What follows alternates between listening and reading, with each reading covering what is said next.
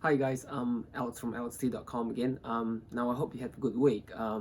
So now today I'm going to talk about the creative approach to getting ideas that as you kind of brainstorm, trying to achieve what you are looking for. Now the brain is really powerful, and there are a few points that I'm going to share today, and doesn't limit to just that. And it's one of the few points that I find it out that it's really helpful for myself as well to develop creative ideas and to somehow to work on the way to execute it. So the first one is actually like playfulness.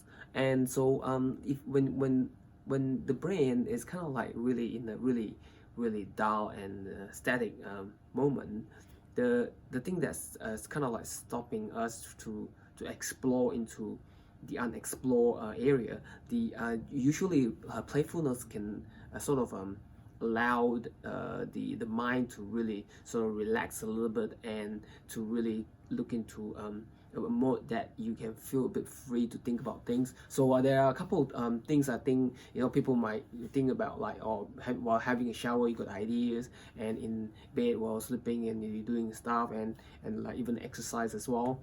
And so like as the body works and function with things like that, that kind of like relaxes a bit and gives certain ideas to your brain. But I think the one of the really important one is at work, that I think most people wouldn't like think about, like, oh, work is a boring place, and you don't really get too creative about it. So but I can tell you, like, at work, when you are in the state of mind that you are positioning yourself to being in the creative state.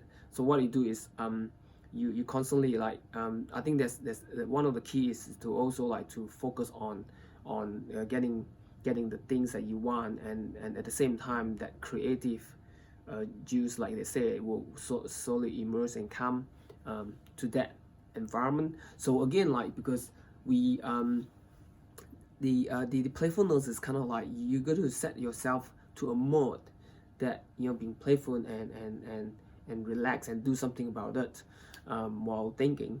So yeah, so that's point number one, that I personally think playfulness of approach will generally help out. So the second one is looking to tap into the subconscious of your mind.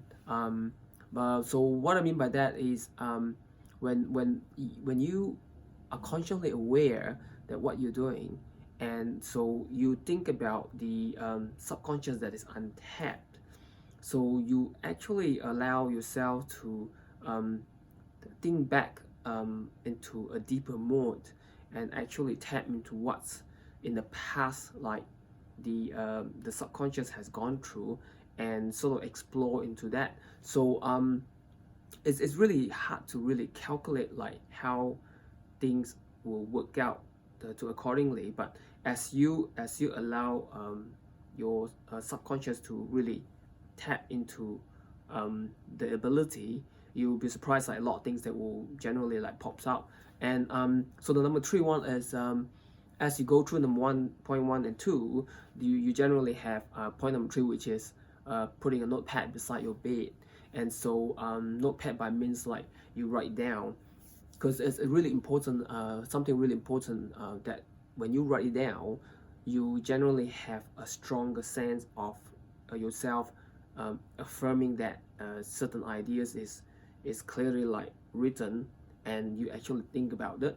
So by looking at certain things, and by listening and by writing down, they are slightly generally a bit different how your brain works. So that will really help, like, because when you wake up first thing in the morning, you got the idea, and then while it's fresh, before it's gone, it's best that you kind of write down.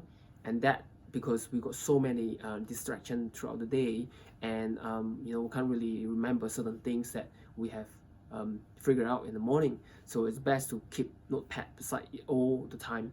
And so another thing is okay, now come to point number 4. Now point number 4 is about people have expertise and skills that they are trained pretty much like, you know, once you graduate, some people might degree or master and of certain specific field. And in terms of like, because what I'm talking now is about being creative in the branding and creative in art, creative in the commercial side of products. So I'm not really talking about like in the field of like lawyers, accountants, and all this other different field. So the one thing about the expertise will actually hold up what I mean by that is actually if someone has been so specialized in certain things, and when they try to get creative on that, the mind is really how the thing is actually really like in just within the specialized zone, and so that is actually believe it or not, is one of the single barrier that will actually stop you from being creative out of the phase, the zone. So so like that's point number 4, and then point number 5, we will have to somehow define what we actually know, and we have to let it go and to relearn the new things. So so that because we know quite a lot of things, and we were taught like how to live a life based on what people told us and people who had taught us about, and we think that is right. But to unlearn all this doesn't mean that you are going the opposite side, but to really understand that you got to let go some of the things that you learn, and really able to open to new ideas to come in to really process in how the brain think about certain things. So in order to move into a phase of creative. So yeah, so the last one is number 6, which is well, anything that involved with doing something new, well, when you are stepping out to another new phase, which is out of what you normally do, that requires the word brave. So it has to be brave when you had a creative ideas that you want to turn into reality. That phase is actually not normal, which is out of the box. So a lot of people talk about like think out of the box. What does it mean?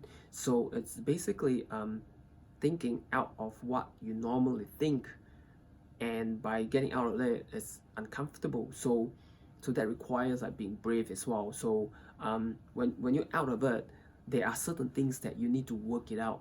How will things that the puzzle will join in, and that is one thing that is getting a bit uncomfortable that you need to figure out to eventually get a certain result of your first creative imagination concept. So guys, I hope you get a lot out of this 6 points of creative approach for the branding and the product development and the marketing side of the business.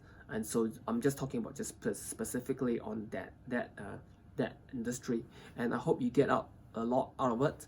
And please feel free to share to people that you think will benefit from this